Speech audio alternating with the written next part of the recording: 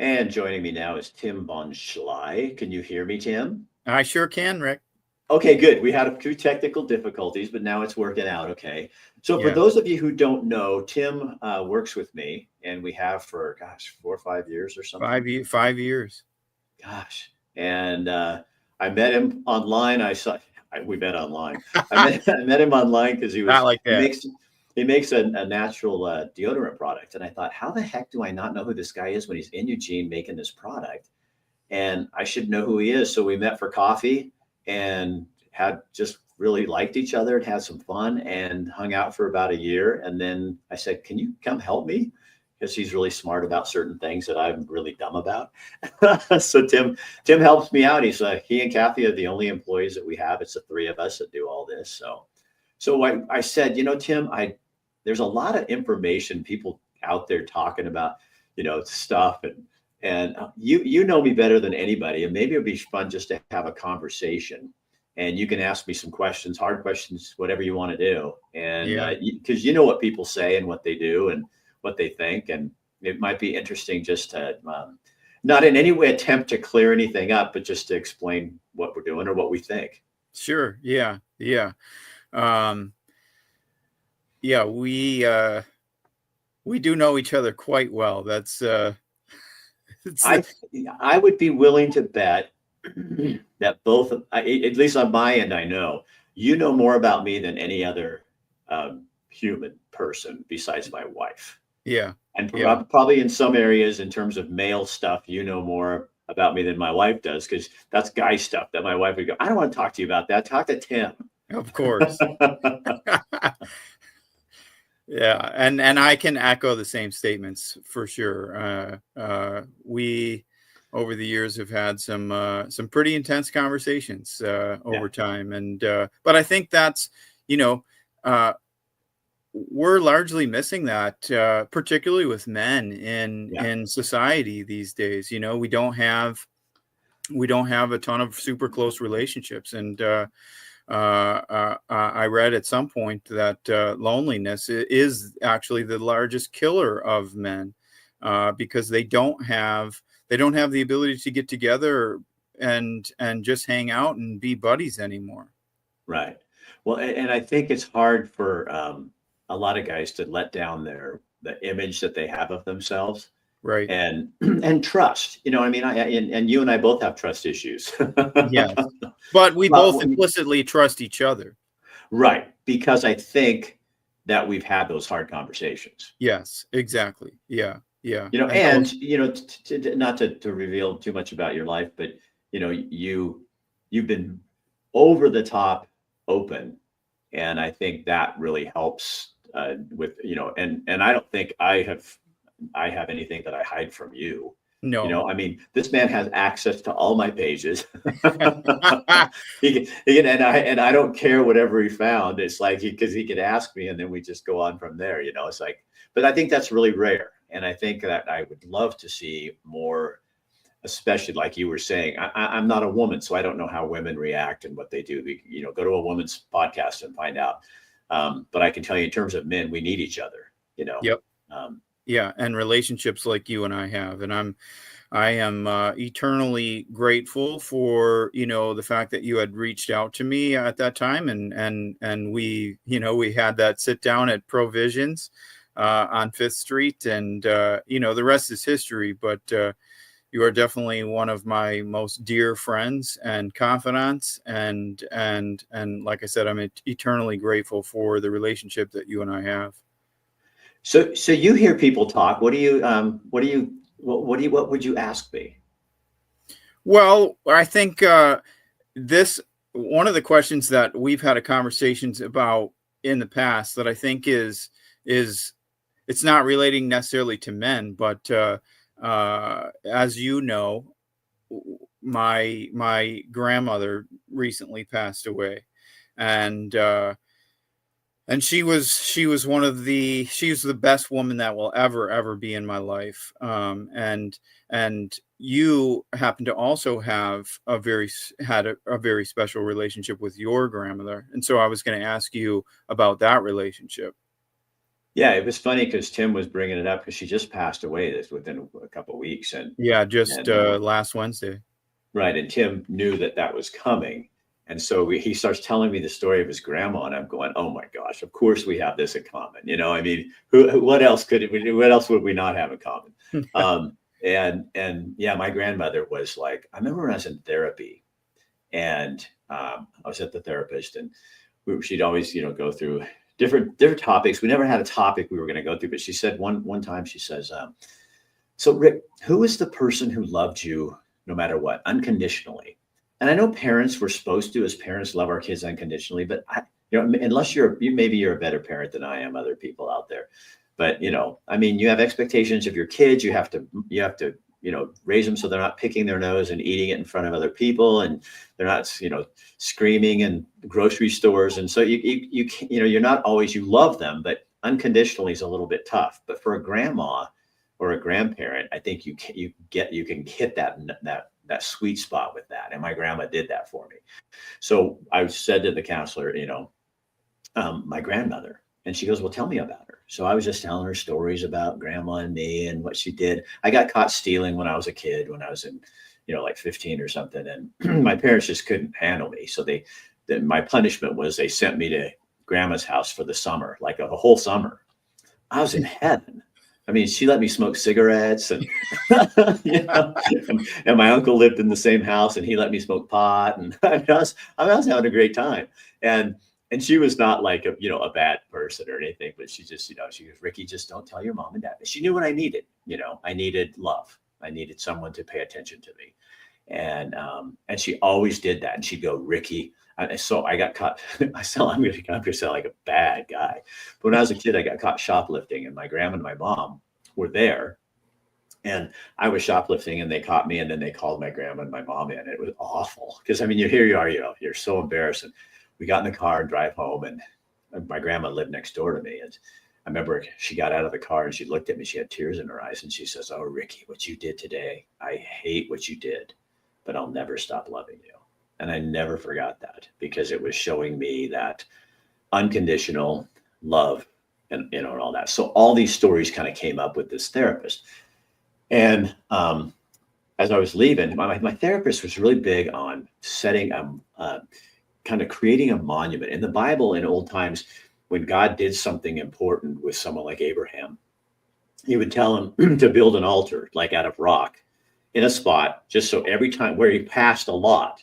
So like on a pathway. So outside of your house, building a little rock patch that you look at. And when you feel like your life is going to hell again, you look at that altar and you say, no, on this day, I was healed of that. I got over it. I'm not going to keep doing this all over and over again. And so, it was April 20th. She said, do this. I did it. I'm getting in my car and I'm driving home, and I'm going, April 20th. God, what is that? I mean, what is that day? And all of a sudden I went, oh, that's grandma's birthday. So the day I'd gone to therapy, that she had no plans, picked out this topic, and it all happened on my grandma's birthday, which for me was like a little kiss from heaven. Yeah. Like going, I'm still watching you. I'm Yep. still here, And so, yeah, she was really important. And then she died. She was really sick. She had diabetes, had to have one of her legs amputated. And I remember it was like 3 days before my wedding. And I was really concerned. My aunt was there, and I said, I really want grandma at the wedding, and I think I'll go get her. I'll just go pick her up. And my whole family looks at each other. Now I can see this. They're all looking at each other like, I don't know. We got an emergency here. And then my aunt says, well, Rick, she'll be there in spirit. And she goes, but she's just not, she can't be brought here. And Kathy and I got married. We went on our honeymoon. When I came back, I went to her grandmother, and, we saw her first. And I said, oh, so, and because I was always thinking about my grandma.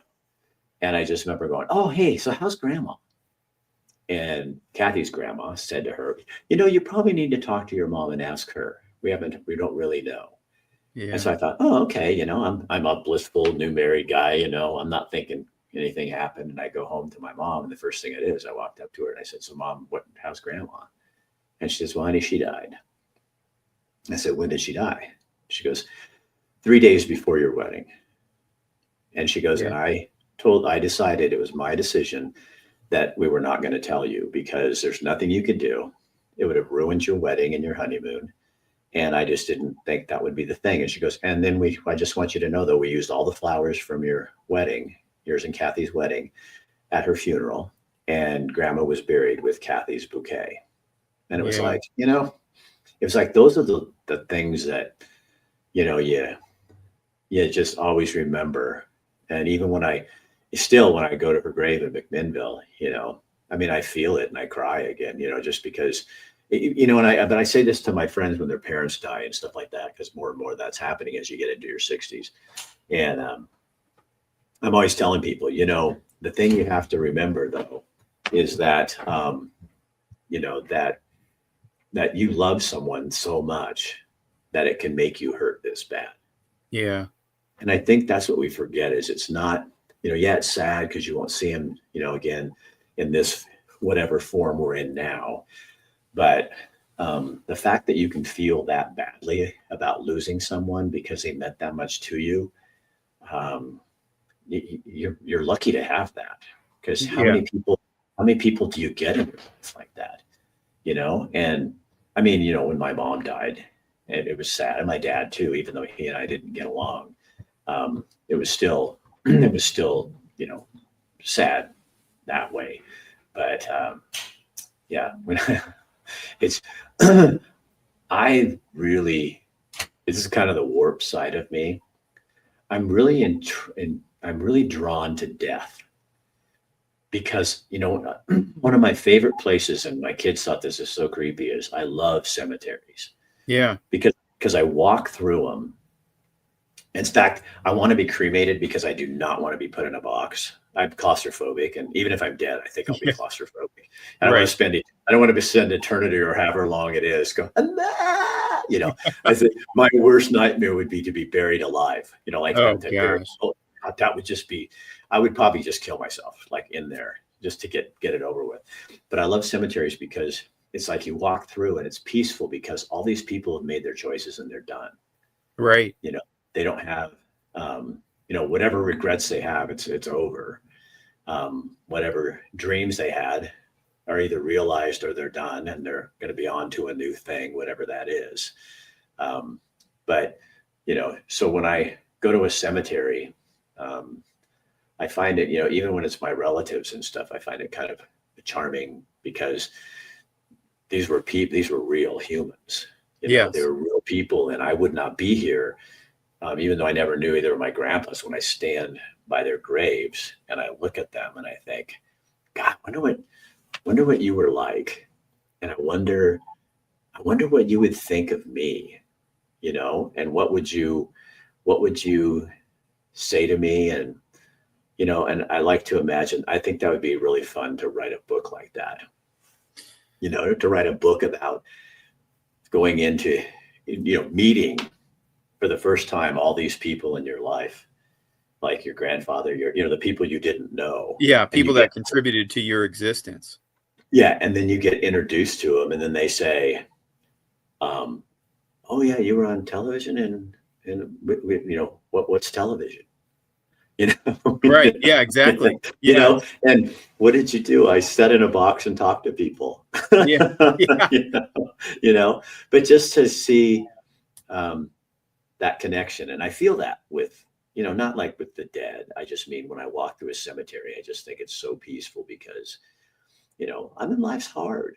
I think there's a lot of struggles. We all, you see people that are just having a real hard time. And I think, nobody in a cemetery has a difficult time anymore.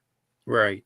Do you think that because do you think that being closer to death allows you to understand life more?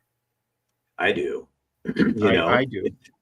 Yeah. If you think, if because like when I had cancer, I was really scared when they Yeah. said you have cancer. Well, and one is, I had a father who was a hypochondriac, and his mother was a hypochondriac, and anytime you had a pain, it was like an emergency. And oh God, he had a bad heart.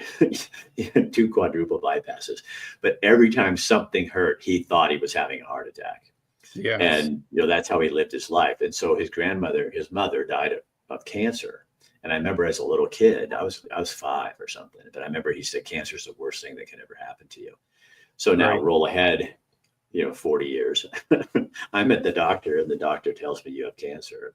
And Rick Dancer, the man, understands you can fight this. But Rick Dancer, the little boy, hears his dad saying, this is the Right. worst thing that can ever happen to you. Yes. So, so then, but you know what I mean? I think that whole experience made me come alive, because then I could live Exactly. again. You know what I mean? Yes. You get Yes. that close to death and you realize I didn't die. And, and it makes you, I've had many people say to me, oh, I remember when you were on the news, I really liked you. And now I don't really like you anymore. It's like, that's because you know what happened when Rick Dancer got cancer, when Rick Dancer ran for Secretary of State and lost and faced that humiliation in front of the entire state of Oregon. That Rick Dancer is dead. So the Rick Dancer you really liked, he was a big phony baloney person on television who was all full of himself and got told only nice things about himself from people, because all they do is come up and say nice things to you because, oh, you're the guy on TV. They didn't know me. And then the Right. Rick Dancer that erupted from tragedy and trauma and is a I don't know. I think this is who I was always supposed to be. And I got trapped in a image of who people wanted me to be. Right. And And that served a purpose for a time, but eventually you right. kind of had to shed that skin and Yeah. evolve. Right. And what sometimes it's hard is going, so you liked the made up version. Yeah. And so you didn't really like me. You liked what you thought was me. And now that it's me expressing opinions and different ideas, and which Tim, I will never understand that about human beings. It's like that we've gotten to a point where we're that scared of someone else's opinion when it's Right. different than ours. You know what I mean? I can honestly say people come on my page and I'm going to argue with you, but you don't threaten me because you disagree with me, No. and yet the reaction I get a lot is like, like when they call Trump Hitler, they Yeah. act like I'm like part of the you're The a SS or MAGA. something. So it's like, and then it reminds me so much that I say this a lot, but it does. I hated middle school, hated it. Yeah. Not only is your junk starting to grow and you're getting hair all over yourself, you don't know what's going on with your body, and you have these emotions and you're starting to get turned on by girls, and all this stuff's going on in your life. You don't know what's going on. And then you got creepy other people who are doing the same thing, but they're bullying you. And I was bullied. I think everybody was, but I was really tormented. Like I'd Yeah. be afraid. A good day for me when I was in middle school was a good, and I remember this. I'd get up. We had a long driveway from our house, so the bus would stop, and then we had a long driveway that went down to our house, a blacktop driveway on a private road. And I remember if I could get off the bus and down the driveway without hearing somebody scream something nasty to me, that was a good day, because they'd Wow. after you, Ricky's David, and then at school, kids picking on you. So that shaped me a lot, because so when I did get on television and had that job, it was kind of a big fuck you. Yes. And I'm not saying that's healthy or good, but it was kind of I remember one time, I'll tell you interesting. This is kind of a bad story, but there's a kid in my high school, and I won't use his name. We'll just say Brian or something, but he's in my high school, and he always picked on me all the time. I remember one time I got on this, they'd have a, popularity contest. They'd have this court. It was the King Arthur court, and you'd had the friendliest member of the senior class, the best member of all these things. Yes. Well, I got voted friendliest member of the senior class. And my parents came to this assembly because I was kind of a hood. I was kind of a stoner. So I never really, and then I stopped smoking pot. So I smoked pot till I was about freshman in high school. And then I kind of went, this isn't doing anything for me. I'm mean. When I smoke pot, I'm really mean. So it's not a good drug for me. Yeah. I didn't make a lot of friends that way. So I got off of, I stopped smoking pot and just kind of changed my life and my friends and stuff. And so now I'm on this court, and it's kind of an honor. And my parents, they were teachers in the past. And so they were very, that was very important to my dad for people to be popular. So they come to this assembly. And when they announced my name, this whole group of, real popular guys start booing me. And I didn't hear any of the cheers. All I heard was the boos. Right. And then afterwards, my dad came up and said, why do those people not like you? And it was like, well, I don't know. And he was ashamed. And I remember my mom pulling me aside and saying, honey, don't worry about it. But that was kind of how I grew up. Yes. Was in that, that kind of thing. So I'm in Eugene, I'm on television. My wife and my son, Jake was just like a little baby. And we're at the grocery store.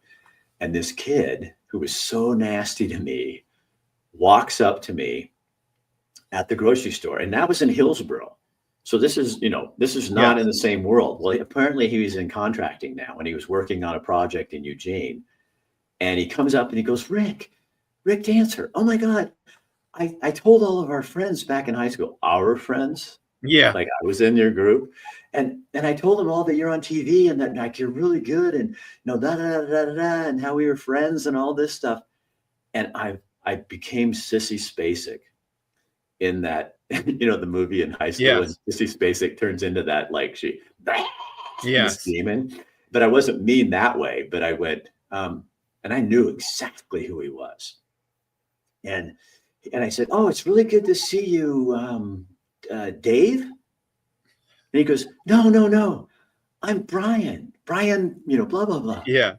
And I went, yeah, no, I remember you. I mean, I knew exactly who he was, but I was this is my chance to just go, Yeah. And then he goes, yeah, it's so fun. We should hang out and all this. And I'm just sitting here looking at him and going, you were so nasty to me, And my wife, when he walked up and said his name, I had told her before about this guy because she looked at me and she's like going, oh, whoa, this is the guy that Rick really can't stand. Yeah. And he's just here kissing my butt because I'm on television. And so he gets done. So I said, now, didn't you used to hang around? And I named all these really unpopular people that he would never have done. I mean, it was like crushing him. And he goes, no, I didn't hang out with them. I hung out with, and he names all the popular people. And I said, oh, yeah. Oh, okay. I kind of remember them, And then he gets ready to leave. He goes, well, yeah, it was really good seeing you. And I go, yeah. So his name is Brian, right? So that's it. The fictitious name is Brian. So I go, yeah, it was really good seeing you, David. And he goes, no, it's Brian. And I went, yeah, no, I'm sorry, Brian, it's good to see you. And we walked away. And my wife looked at me and she goes, that was so mean. I mean, you were just not going to let that guy off. And I go, honey, I'm taking this as God just gave me this opportunity. And I know that's probably wrong. And everybody's going to like go, but it was, I'll tell you what, it felt so good. Isn't it funny how, that kind of persona that you have to take on when you're in middle school or high school or whatever, it sort of sticks with you, like my experience. I was always the biggest, most athletic kid when I was in school. And so, I still kind of embody that. I wasn't a bully. I hated bullies and I would go after them. But it's just talking to, many of my other friends. It's like you take on whatever that persona is. And, 20 years later, that's your inner dialogue still is, that person that either thinks they need to prove themselves or whatever. Right. Yeah. I think I don't think we know, or I don't think we understand how much we impact other people. Like, what I mean? and the Right. things we say. And I'm just as guilty in other areas. I've never bullied people. I mean, maybe that was bullying. I don't know. I thought that was just vindictive. But Sure. but when you leave a mark on people's lives, and I think, and it's not like that traumatizes me anymore. You know what I mean? It's not like I live my No. life that way.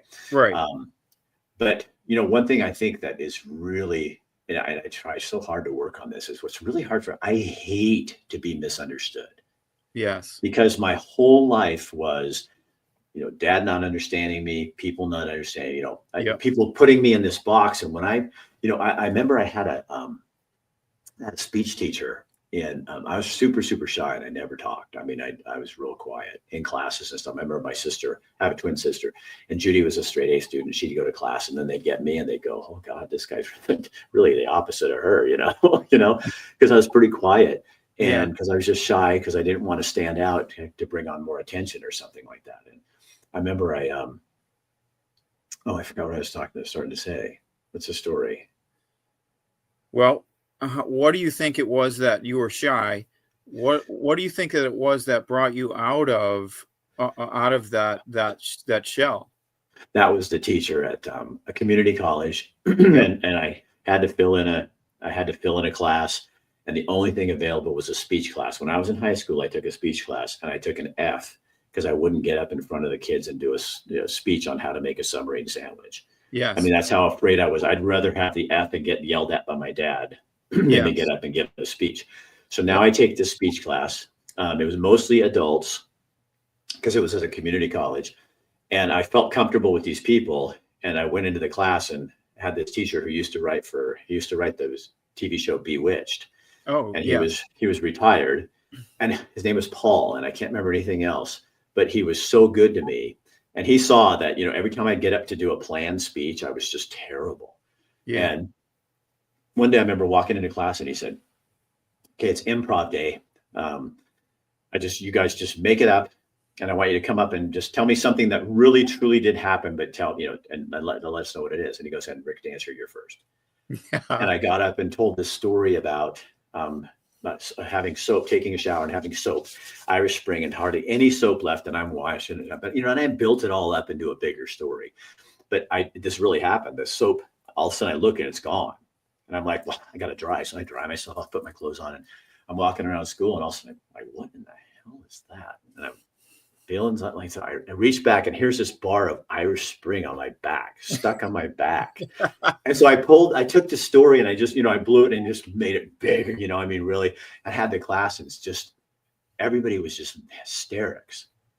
And the teacher looked at me. I looked, and the teacher looked at me. I'll never forget this.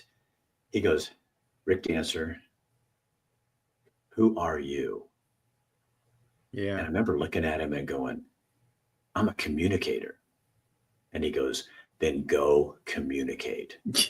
And that turned my life around. What gave And you the another guy, confidence? Go ahead. another guy was, I had a boss named Harold Eastman at a lumber yard. Yes.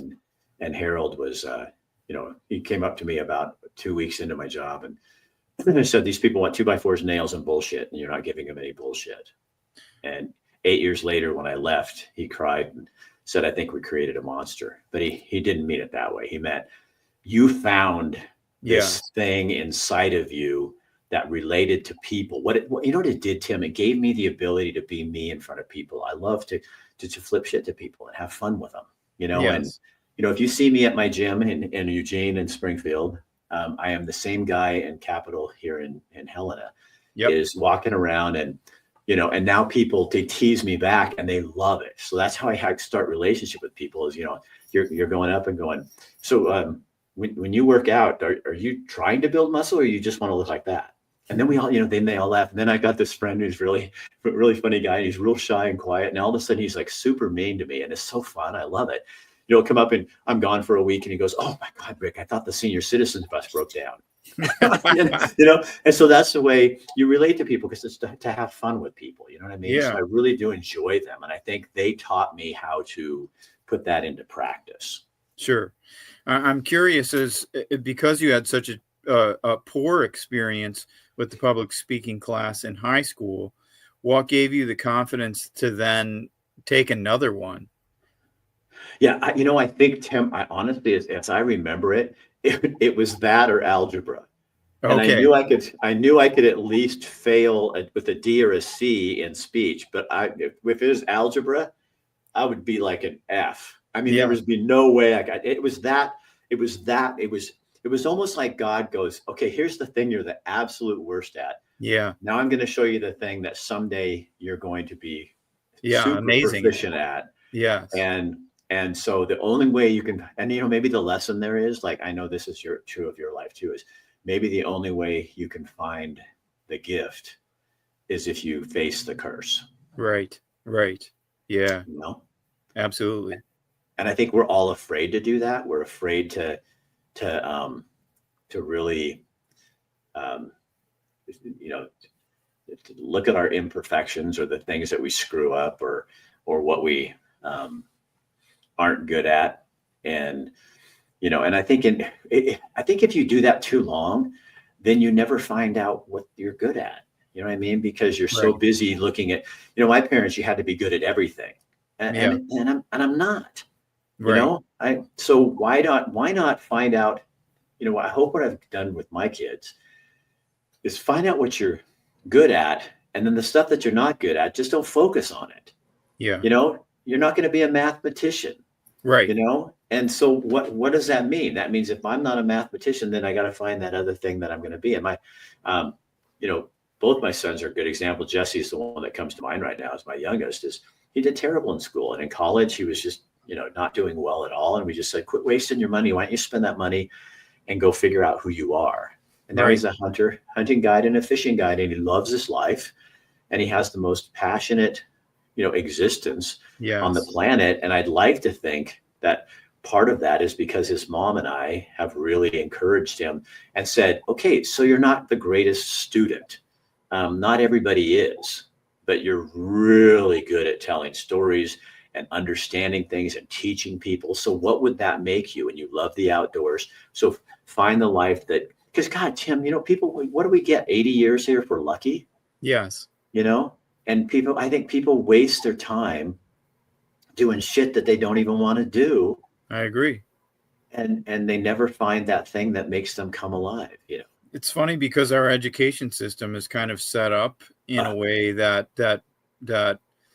the expectation is, perfection or excellence across, so many disciplines, right? Whether it's math or science or writing or whatever it is, and it's just not, it's not for everyone. And we don't allow the individual, especially as a developing adult, say through middle school and whatnot, we don't allow those people to really try and hone in and figure out what it is that they are passionate about and focus more on that. I'm not taking away from the fact that you should have knowledge in other disciplines, but for somebody that is really good with their hands, allowing them to develop more hands-on things, whether it's right. something like being in the outdoors or woodworking or whatever it is, some of those more technical things, we just don't have enough support for those people. And consequently, now look at how well those jobs pay. Mike Road is big on this, as a Yes. whole, nonprofit. Because look, during the pandemic, did we need another college professor? Hell no. Right. No. What did we need? We needed lumber people. We needed builders. We needed Yeah. contractors, plumbers, Yep. people that could work street equipment, heavy equipment. We needed Yep. people with real skills, and they were the valuable jobs. And all the other people's jobs were kind of like, we don't really need you right now. And I think that was good because it showed us kind of the importance and how much we've devalued hard work, labor, that kind of stuff. And and they wanted to get more kids in college, so they kind of, but why can't we just, okay, here's the college track, but why do we have to take one side down and build the Right. other one up? Because they didn't Yeah. want people doing that. And yeah, you're right. Some of the best paying jobs are going to be in labor right now. You know what I mean? Exactly. Those Yeah. people, contractors, are making like good money, and Right. then you've got people that have college degrees with $100,000 in debt, and they're working at Burger King. Yes. Yeah. So The other thing I think that does is when you say, and like you, I'm not saying that because I was bad at math, I had to learn some math. But you know what? I can tell you without a doubt, and I know people will disagree with me on this. I was terrible with algebra and stuff. I have never used algebra in my life. Right. In a way that I had to learn it. You know what I Yep. mean? And Yep. it didn't make sense to me. And I remember my math teacher in junior high, his name was Mr. Payne. Seriously. And I was learning doing algebra, and I couldn't get, X times Y. Well, then you multiply this times that. Well, okay, so why don't you just put the multiplication? No. It was all too like woo Yep. for me. I couldn't get it. And he'd always say, you're going to use this. You're going to use this. So I'm running for state office, for Secretary of State. I'm up in the Hillsborough area where I grew up. Mr. Payne is at my speech. And so I go up and he introduces himself, and I'm like, I knew exactly who he was, because Yep. I didn't lie. He's like a terrible teacher. He was not nice to me at all. But he was like, so I get up to give my speech, and I started this way, because that's how you give us. If you want to, like, if I was teaching somebody to give a speech, work the room before you get there, before you start, and you find a conversation that goes on there. Yeah. And that's how you start. And so I got up and I said, hey, everybody, I just want to announce that my 7th grade math teacher, Mr. Payne, is here. Mr. Payne, would you stand up? He stands up and nobody claps. And I said, and when I was in school, Mr. Payne used to always tell me I was really bad at algebra. And Mr. Payne would tell me someday I'm going to use that in my life. And so, Mr. Payne, I would just like to stand here before you and tell you, I have never used algebra in my life. And the audience went nuts, because everybody would love to go back and tell your teacher that, like that. Yes. And he turned kind of red, and then he smiled and clapped, but it was so funny. And that little kid inside of me was like going, Yeah, exactly. This conversation is a lot of retribution for Rick Dancer. Yeah, this should be called, this is the retaliation of Rick retaliates. Yeah, Rick against the world. And none of it was mean spirited. I think it was just, I think if you live long enough, you start finding out that so much of what we worry about and are concerned about just don't matter. And you almost always get a chance to settle it in your own head and your heart. You know what I mean? And because the only reason I had that visible of a thing is because I was on television, and those things don't happen. I mean, when you live the little TV life in when you live your life in the public eye, you pay for it. Yes. But you also get some priceless moments like that, or moments where, I was just recently in a little town called Libby in Montana. It's 2,200 people. And I'm at a gym and walk out, and a lady walks up and she goes, oh my God, Rick Dancer. I used to watch you on the news in Springfield. And you smile because you go, thank you, God. That's a gift. Yes. And I understand that. And I know, I think I was always pretty responsible with that. I didn't use it. I had co-anchors that would, do you know who I am? Yeah. I'd say that to people. And that was never me. Yeah. I was always trying to diminish when people would when I used to go to schools and speak. I remember I used to go up to kids. And I said, you guys all are so impressed because I'm on TV. But if you don't watch the news for 2 weeks, nothing's going to happen to you. Yeah. If the garbage man doesn't show up, you've got a health risk and a real problem. If the sewer plant manager stops mulching our shit, yes, we've got diseases that are going to start coming. So my job, while you make it really important, really in the big picture, it's really not as important as some of these jobs that you would look down on. And those are really the valuable people in the world, Right. A lot of those people that I didn't knew like my math. job. I knew when I was doing my job, especially towards the end. I mean, I think you share information, you share news, but I don't know. I mean, I don't look back and regret it. I loved what I did. I love telling stories. And I think there's too many people that you told their story and you personalized it, and that makes a difference. I think the actual job itself is kind of bullshit. Yes.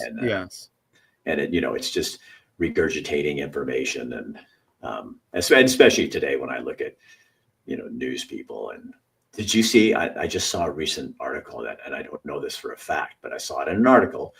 And I can't quote my sources. That's what people do all the time. If they want to try to discredit you, who's your source? Like you don't even know who they are anyway. And then if I tell you it's Bill Johnson, oh yeah, he's a left wing, right wing, got to put in jail once, and he drinks too much, and that's all they're looking for. So I never give sources. I said, oh, you can look it up. There's this thing called Google, and just put that in there, and unless it has to do with Trump, Google will tell you.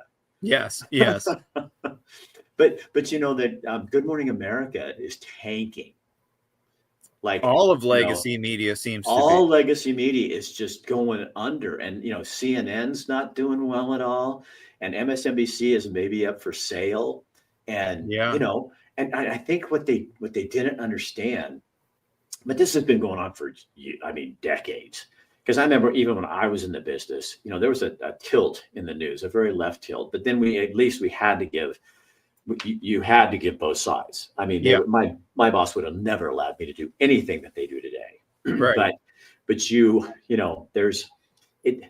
It was always kind of, okay. So here's an example. So, we had a woman in our newsroom, very pro-abortion. I'm not pro-abortion. I'm really for.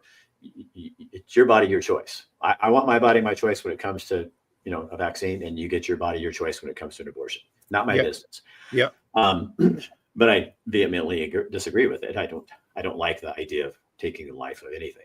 Sure. I don't like capital punishment.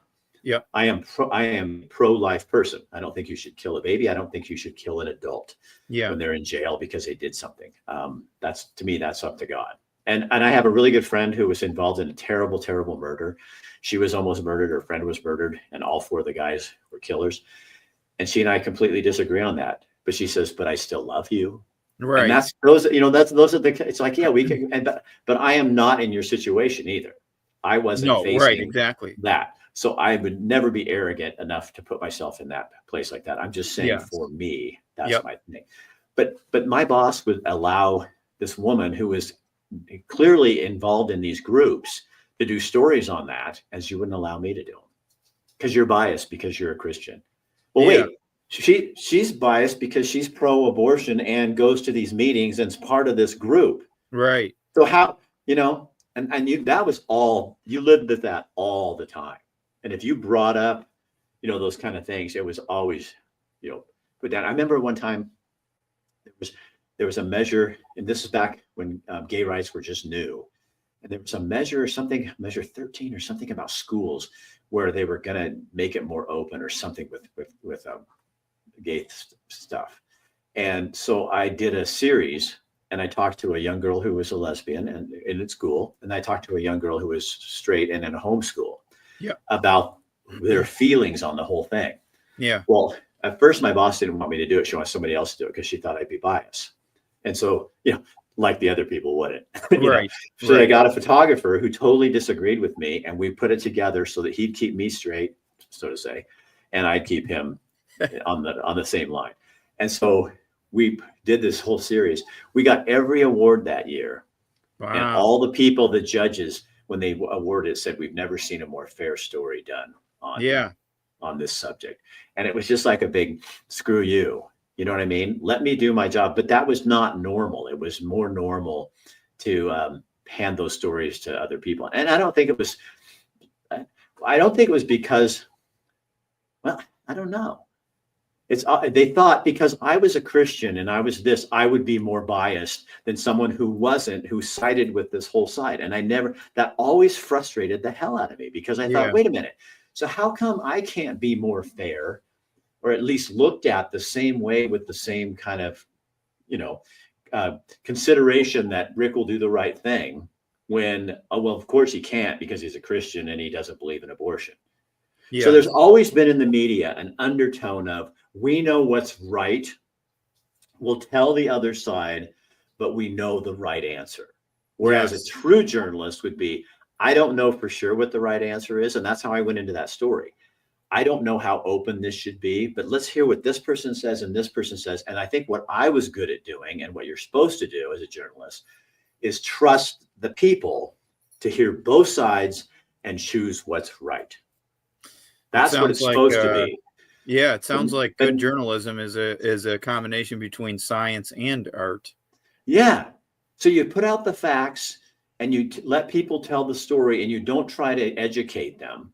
You Right. don't try to sway them. Yes. You trust that people, but you know what they used to tell us when we were in the news business? Your average viewer, this is the consultants, your average viewer has a seventh grade education mentality. Yeah. So what does that tell you right there? So the journalists are going to speak down to these Right. little dumb people. And now I think it's probably even worse because they don't even give you both sides to figure out what it is. But there's Yes. some kind of trust level where and I really did believe that, Tim. And I guess I don't know if I do or not anymore. I really did believe if you give people ample information, they will make the right choice. But now I think there's what's ample information, and it's so the algorithms twist it so that the only people coming on your page are people who agree with you, and the only people. I think that's why the legacy media does what it does, is because really the only people watching it are people that agree with that side. So they have to sell advertising, so they're sure as hell not going to do. When I was in the business, we rarely did stories on car dealers because Yep. car dealers were the bread and butter. So Yes. if a car dealer story came up, all the management from the station was down there in your newsroom. And with that, and in the early days, my news director would fight to get them out of there. Yeah. In the latter days, they were, kissing each other's ass, and we were shutting down stories, because that's part of the reason I got out, is because it just became you had salespeople being news directors. They weren't Yes. real news directors. And even the news directors I didn't agree with in the early days, at least they stood up for what was news. Right. But in the latter days, they were just sleeping with the upstairs, and it was Yes. disgusting. Yeah. I mean, at this point, it's really hard to find any type of like impartial opinion in the media at all. And of course, then that's going to cultivate the way that people think that reality actually is, and I think personally for me, we were talking about this before, not necessarily on this topic, but, there's a difference between generations. And so like the generation that you grew up in, you had high quality journalists, people like Walter Cronkite and things like that they told the story in a way that they didn't try to sway you. They reported on the facts, and then therefore you could come to your own conclusion on things, right? And so now those people are still watching the news. They're really the only people that are really watching the news at this point. But they still have that same level of trust in that in the legacy media, and so whatever is reported is fact, right? And people in my generation, it's like we've been lied to for so many years, whether it's like weapons of mass destruction and all of those types of things where you bought into them, and then only to find out this wasn't true, And so there's this huge distrust with the media for people in my generation now. Right. And Well, what I think is really interesting is it's still, even with people in your age group online that I see, is if I put up an article that was done by a private journalist, and who's your source, and then that guy's, he's this, he's that. Right. But if I put up something from ABC News, who had David Muir basically attack one candidate. Yes. Hold on. That better have been important, Rick.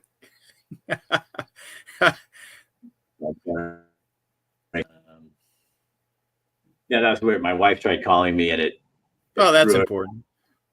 Yeah, it threw everything off. You were gone. Could you still see me? Yes. Yeah. Oh, yeah, you were gone. It took it off my computer thing, and you were gone. But anyway, they show their bias. CNN, all of them are out there reporting about Russian collusion. Now we know that wasn't even true. And yet, if I say this was found on CNN, they'll believe it. Still, after they've been lied so much to by these people, and it's like, what in the world is that all about? Well, You know, social media has now become the cesspool as well, and that's where a lot of people in my generation, say, and younger, are starting to get their news from. But it's if it's posted and it seems legit, then it is legit. right. That's what I love about podcasting is I think this is Yeah, open. Joe Rogan, all those people have opened up, Jordan Peterson, they've opened up doors to information where I don't need anybody else. right. I'm not saying I get everything from Joe that's gospel truth, but I can sit and listen to a conversation and pick out. They're allowing me to again decide what the right answer is. Yeah, And so it's I think that's what if legacy media is afraid of Donald Trump or whatever their biggest fear is. I think what they should be afraid of is themselves, and they've yeah, done this to themselves. They dug the hole, and they just continue to bury themselves in it. And it's it's almost funny because I would be willing to bet, and I've heard this from other sources too. I think in a couple of years, it won't be around. It'll change. It's going to have to change. Just like, you know, I still the other night on TikTok, I was doing a live. They shut me down when I said, somebody came on and said, what do you think of illegal immigration? yeah. And, in a question, and I said, well, obviously, if it's illegal, you shouldn't be here. If Yes. it's illegal immigration, and bam, I was down. Yeah. And they shut me down for one day. And it's like, wait a minute. What? Because I said illegal immigration, and Yes. because it is illegal immigration. It's Right. they're here illegally, and you can call them undocumented if you want to, but Yeah. that's just a pretty word. All the Right. pretty words we come up with to make something that's not right sound Yes. better, Yeah. and that they still do that. And I don't get it as much on Facebook. I do get throttled, as you know, Yes, I on do. Facebook and Instagram a little bit. TikTok is more shut you down, like for, they're trying to keep everybody pleasant and kind, and sometimes they'll leave it and sometimes they don't. I don't know. But we shouldn't be living under standards like that where, where we're afraid to speak our minds. You know what I No. mean? Yeah, and I mean, don't you believe that the path forward in any aspect of life is through some sort of dialogue, and you have Yeah, to have opposing points of view, because if you don't, then there's no way for progress to be made. You can't right. have two camps that don't even communicate with each other, because you'll never move forward with that. And it's too bad that the middle is so, what's the word I want to use? Well, the middle is no man's land, because if you're in the middle, then whoever you're talking to, they view you as being on the opposing side. Right. I've been called this before, and I can't believe I'm saying this, but I think sometimes people that are in the middle are almost the fence people, and you Yeah, really have to get off the fence. And it doesn't mean you have to step into the Republican fence or into the Democrat fence. It means sure. that sometimes you have to be a little more progressive, and sometimes you have to be a little more non-progressive. And Yes, sometimes you have to be common sense, sometimes more socially minded, and sometimes more fiscally minded. yes, Because it's like you're making a decision. I've always said this: God gives you a brain and a heart. Because if you just make your decisions with your heart, what do you have? Oregon. If you yeah. make your decisions just with your brain, what do you have? I have no idea. No one does that. But the whole idea is to put the two together so you can be compassionate, but also remember we can't afford to feed everybody. And Yeah. at some point, we must encourage people to work. Yep. And I was listening to a podcast the other day, and they were talking about that. And I thought, yeah, what if it got down to where you really had to pay a living wage, but you had to buy your products in America, Yep. and these companies had to come back to America, and then that would put more people to work, and more people would be making more money, and they couldn't afford to stay home and just suck off the system. And maybe Yes. I think sometimes you have to do hard things like that. But we've got so many people that are such virtue signalers. It's like, because it looks, I get these people and I know what they believe, and they come online and then they're like, oh, we really have to be compassionate to this. And it's like, no, we really don't have to be compassionate. I finally heard it was Tim Dillon Yep. on this morning, and they were talking about on this podcast. He was talking about letting people just sit on the streets is not kindness. Yeah. It's not kind to allow drug addicts to stay on the street and not get the help that they need. That is Right. not kindness. And he brought up Portland, Seattle, these cities that just let people sit out there. That's not, you don't get to camp on the sidewalk. Right. That's a Right. public sidewalk. You don't get to Yes. camp there. Yeah. And require things of people, and he was talking about nutrition and how on WIC and some of these other food stamp programs, Oh, yes. they're allowing you to buy Coca-Cola Yeah. on food stamps. Why? Right. Because Coca-Cola is paying and it is part of the bullshit. So Yes. why can't we take and help people change their lives by saying the only thing you can use food stamps for is healthy foods. And Yeah. we can give you, just like they do with WIC, here's peanut butter, here's cottage cheese, whatever it is, but it's stuff like Yeah. that. If you want to spend the rest of the money that you have that you make on your own or whatever it is on Pepsi and all that kind of Yes. stuff, then you go for it. But otherwise, the money we pay as taxpayers is going to go for healthy food. And then Right. and then we get people back on health again. When you got people walking into the hospital and their babies are sucking on a bottle full of Coca-Cola, that is not a good thing. No. And we have to make some limits like that. And I know I'd get people that'll go, but that's uncompassionate. No, that's a reality. Yeah. Well, if you're not necessarily contributing to those costs, then why do you just get to do whatever you want with it? I mean, obviously there are some limitations on it. You can't buy things like alcohol, but if we're trying to promote a country that values our health, which it seems like we're starting to move in that direction, then and we also obviously have an issue in this country where processed foods tend to be cheaper for whatever reason, right. And that's a challenge. I would be into allowing those people to be able to buy the organic at a discounted rate. You know what I mean? Sure. Yeah. Make it so that if you want, why is organic the expensive stuff when it's just grown naturally? Right. And they're charged. Yeah. Well, somebody's making money. Yeah, because they need certifications. Right. Yeah. And I remember seeing a guy I did a story on a farmer in way over past Baker City. I can't think of the town right now. But he grew everything. And I said, so are you organic? He goes, oh no. He's from Minnesota. No, I'm not organic. I said, but you don't use any chemicals or pesticides. No. He says, but I'm not organic because I can't afford the certification. Exactly. And I went, oh, so all the neighbors came there and bought all their groceries from him. Yep. Because he was natural, but he wasn't certified organic. And that's a scam. That should be taken away too. Exactly. And you don't need that to put all kinds of dyes and chemicals and synthetic ingredients and stuff like that in food. You don't need a certification to do that. You don't even need to make a claim on the packaging at all that it contains those types of things. Yet for you to be organic, you have to jump through all these hoops, which makes it more expensive. Yeah. Hey, Tim, we're at 58 minutes. And if I make this past an hour, we're not going to get it on Instagram, and you're going to not be happy because that's your job and you're not going to be happy with me.